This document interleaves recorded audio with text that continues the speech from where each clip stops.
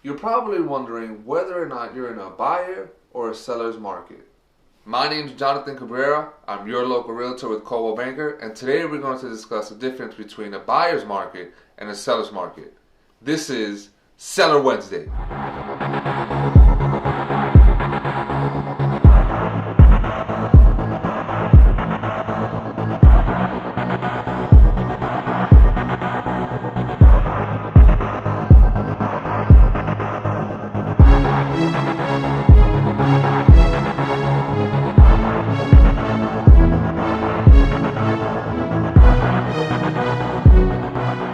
Determining whether you're in a buyer's market or a seller's market is important because once you understand which market you are in, you can properly price your home to make a quicker sale.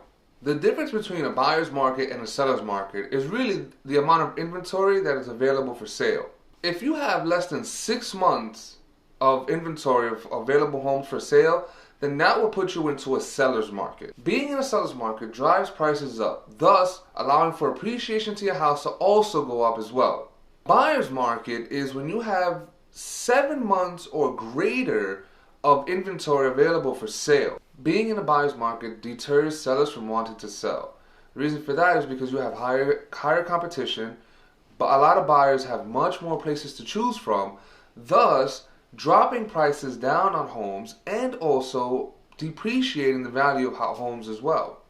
When talking to realtors or anybody in real estate, they always tell you, oh, there's a buyer's market. They'll let you know whether or not we're in a buyer's market and or a seller's market. But there's a third market, which is the neutral market. And the neutral market just means that the availability of inventory is between 6 and 7 months. No less than 6, no higher than 7. If you're in that category, then that puts you into the neutral market. Being in a neutral market is not a good nor a bad thing. I mean, there's an equal amount of buyers and also an equal amount of sellers in the market, which it's kind of I guess a bit difficult in terms of pricing because you kind of don't want to price it too high, and obviously you don't want to price it too low. You kind of want to get a happy median.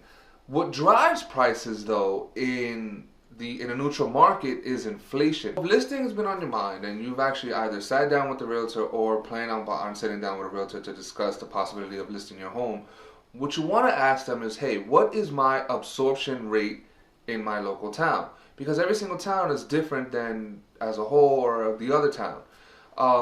And what an absorption rate is when you have the inventory available divided by the amount of closed sales. When you do that math, and a realtor will be able to do that, when you do that math, that gives you a number.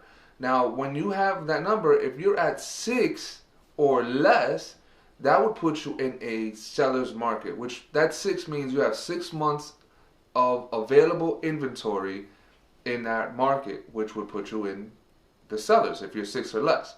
If you're at 6 or 7 months, that puts you in a neutral market.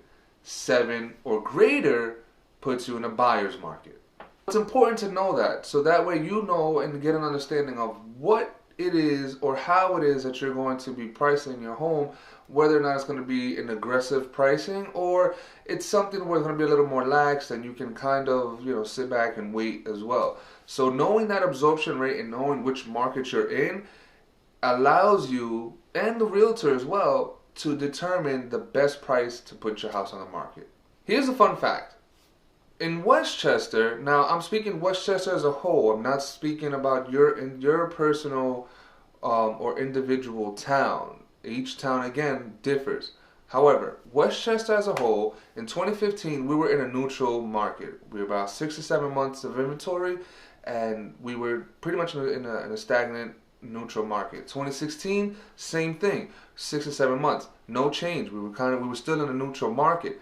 However, for 2017, and we've seen this pretty much all across the board from beginning of January up until current date, we are in a seller's market where we pretty much have inventory 5 or 4 months of levels of inventory. So we've been in a seller's market pretty much the entire year, and it looks like we're going to end the year that same exact way.